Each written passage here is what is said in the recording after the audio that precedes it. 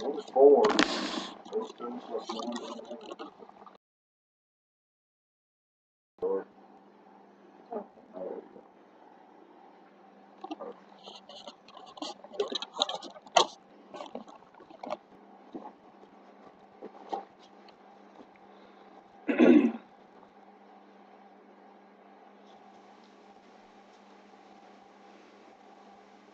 Each and every one of us is guilty of stereotyping. Stereotypes are a predetermined set of beliefs about people or things. I am often a victim of being stereotyped because of my appearance. A lot of people have a pretty strong belief about what a person with a bald head and several tattoos stands for.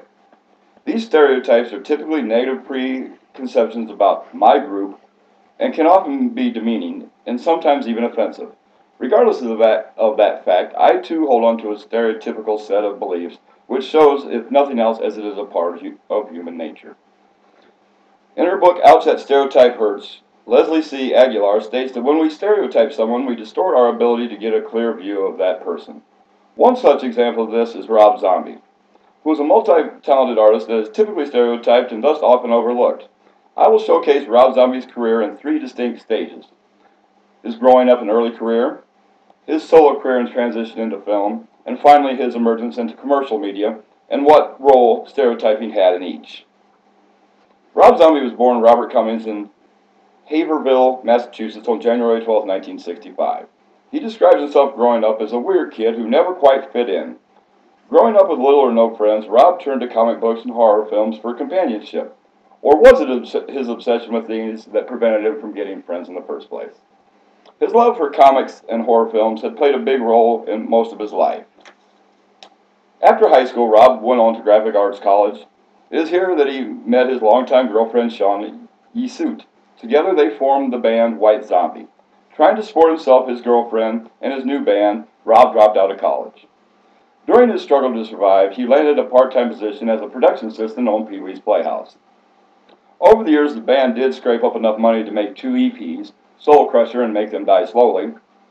But in the early 90s, they signed with Geffen Records and made their first full-length album, La Sexta Sistro, Devil's Music Volume 1.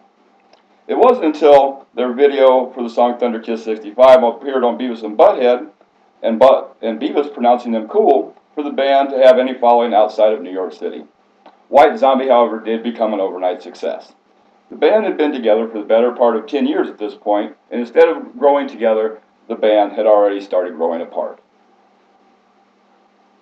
The success of their first album was followed again by their second album, Astro Creep 2000, Songs of Love, Destruction, and Other Synthetic Delusions of the Electric Head. However, shortly thereafter, the band breaks up, stating musical differences as the reason. Regardless of the success of White Zombie, Rob Zombie was stereotyped as being a product of MTV and thus overlooked as an individual artist. Rob Zombie's debut album, Hellbilly Deluxe, sold 3 million copies domestically and contains the hit Dragula, Living Dead Girl, and Super Beast. Never one to stay idle, Rob Zombie followed that album with The Sinister Urge, released in 2001, and contains the singles Never Gonna Stop, The Red Red Groovy, Feel So Numb, and Demon Speeding, and has since went platinum. Zombie then took a short hiatus from his musical career to pursue his interest in horror movies, but did release a greatest hits album entitled Past, Present, and Future. Rob did return to the music scene in 2006, and not only with a new album, but a new guitarist, John Five. The album, titled Educated Horses, was different than anything Zombie had released before, most notably the absence of horror references in his artwork and songs. Educated Horses is his lowest-selling album to date. He returned once again with the release of Hellbilly Deluxe in 2010. This record-breaking album and tour produced the hits What, Sick Bubblegum, and Mars Needs Women. Rob and the group just finished the spring tour and are scheduled to enter the studio in June to begin the work on yet an untitled album. Rob Zombie entered the film industry head first, with his first film being The House with a Thousand Corpses, which was not only written and directed by Zombie, but almost entirely financed by him as well, and was released in 2003.